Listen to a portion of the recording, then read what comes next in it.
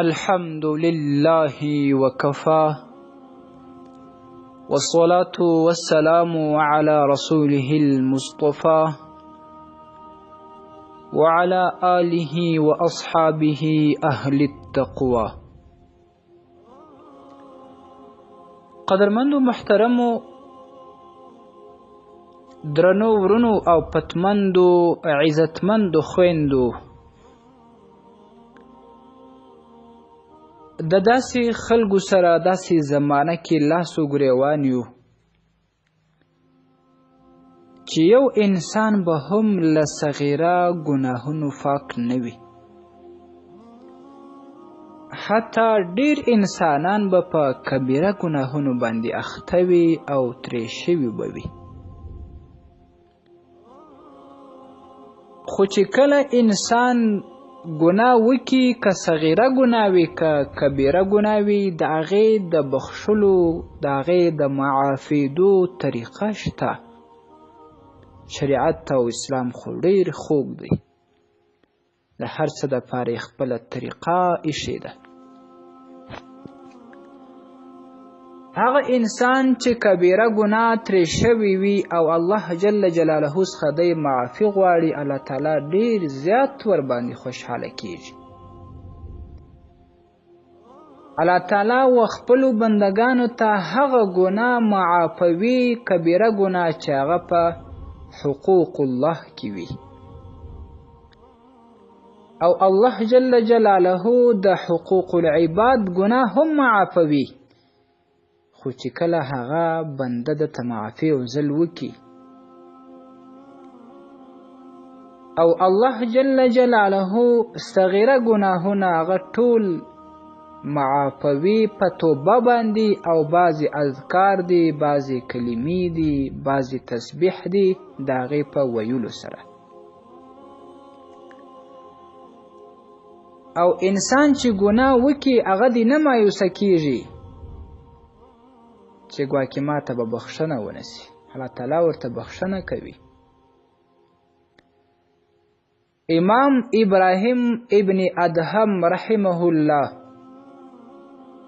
چې د صوفیه کرامو له ټولۍ څخه یو د لوړې مرتبې والا صوفي عالم و، پر کعبه شریفه باندې طواف کوي او دا دعا کوي چې یا الله ما ته عصمت نصیب کړي چې بیا په خپل عمر کې ګناه ونه کړم. حتی پې غږ ورته وشو چې ای ابراهیمه، هر انسان دا وایي چې ای الله ما ته عصمت نصیب کړه چې ګناه ونه کړم. الله تعالی ورته وایي که زه هر انسان ته عصمت نصیب کړم، هر انسان داسې وګرځوم چې هغه ګناه ونه کړي، د ګناه څخه یې وساتم، نو آیا زه رحمان او رحیم نه یم؟ نو زه به بیا دا بخښنه چاته کوم؟ خپله مهرباني به چا باندې کوم؟ مغفرت به چاته کوم؟ چې هر انسان له ګناه پاک شي. نو الله جل جلاله وایي زه رحمان او رحیم یم، زه مهربان یم، زه د ګناهونکو بخښونکی یم. کوم انسان چې ګناه وکړي پر هغې باندې په ټینګ عزم باندې توبه وکاږي، الله جل جلاله وایي زه مغفرت ورته کوم او رحم ورباندې کوم. زه خو مهربان یم، زه خو رحمان او رحیم یم. نو کوم انسان چې ګناه وسي هغه دې نه ناامیده کیږي، هغه دې توبه وباسي، که صغیره ګناه وي که کبیره ګناه وي، الله تبارک وتعالی ورته معافوي. هغه انسانان چې له صغیره ګناهونو پاک نه دي، زه خو وایم موږ ټول په صغیره ګناهونو کې غرق یو. هر انسان څخه صغیره ګناهونه کیږي، ځکه په دغسې زمانه، په دغسې عصر کې زموږ او ستاسې ژوند دی. د هغې دپاره موږ ته فخر موجودات، سرور کائنات، محبوب سبحان محمد عربي صلی الله علیه وسلم طریقه او ذکر او تسبیح را ښودلي دي. حضرت ابي هريره رضی الله تعالی عنه وی چې نبی کریم صلی الله علیه وسلم وفرمایل من صبح الله في دبر كل صلاة 33 وحمد الله 33 وكبر الله 33 فتلك 99. چاکه تسبیح د الله جل جلاله د هر لمانځه وروسته 33 واره وویل، یعنی سبحان الله، او دا شان 33 ځله یې الحمدلله وویل، او 33 ځله یې الله اکبر وویل. دا به ننوي جوړ شي، یو کم شه. وقال تمام المئتی، او چې کله سل پر کیږي او دغه سلام به دغه کلمه وایي لا اله الا الله وحده لا شريك له له الملك وله الحمد وهو على كل شيء قدير. چې دغه وویل د هر لمانځه وروسته دا سل پرسوه، نو بیا به څه وسي؟ غفرت خطاياه وإن كانت مثل زبد البحر.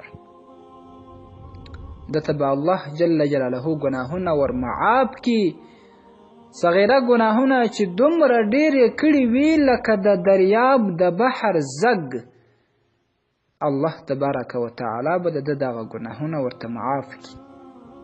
په صحیح مسلم شریف کې دا حدیث راځي په جلد 2 صفحه 98 رقم الحدیث 590. معززو راځي خپل دا اذکار وظیفه وګرځو، خپل ورد وګرځو، بیخي لږ وخت اخلي. 33 واره سبحان الله، 33 واره الحمدلله، 33 واره الله اکبر. دا به ننویسي، سلام دغه کلمه ووایو چې لا اله الا الله وحده لا شريك له له الملك وله الحمد وهو على كل شيء قدير. الله تعالی به مو دغه صغیره ګناهونه راته معاف کړي، که څه هم دومره ډېر وي لکه د دریاب او بحر زګونه. او بل دا چې د دغه اذکارو متعلق بل حدیث شریف راځي په صحیح ابن حبان کې، په صحیح الترغیب کې. حضرت رسول اکرم صلی الله علیه وسلم فرمایي چې که څوک په سهار او ماښام کې دغه اذکار سلسل واره ووایي حطت خطایاه وان كانت مثل زبد البحر. الله تعالی به دغه ګناهونه ختم کی، توی بی کی، که څه هم دومره زیات وي لکه د دریاب زګ. چې هغه په ورځ کې سل واره وایي صرف دغه کلمات سبحان الله وبحمده، او یا هم هغه ټوله چې سبحان الله والحمد لله والله اکبر. الله تعالی دغه انسان دغه ګناهونه ورته معافوي. نو معززو راځي چې دغه اسانه کلمات خپل ورد وګرځو چې په روزانه ژوندون کې موږ او تاسو کم صغیره ګناهونه کیږي، هغه رب جل جلاله راته معاف کی او له صغیره ګناهونو پاک شو. په آینده کې بیا کوشش کوو چې له هر قسمه ګناه ځان وساتو او الله جل جلاله رضا کو. محترمو، د الله جل جلاله د رضا په خاطر او د ثواب په خاطر دغه تسبیح، دغه ذکر، دغه بیان تر خپل بل مسلمان وروره ورسوه په هره طریقه چې تا ته اسانه وي، نو چې هغه عمل ور باندې وکړي په ثواب کې به ته هم ورسره شریک یې. والسلام علیکم ورحمة الله وبرکاته.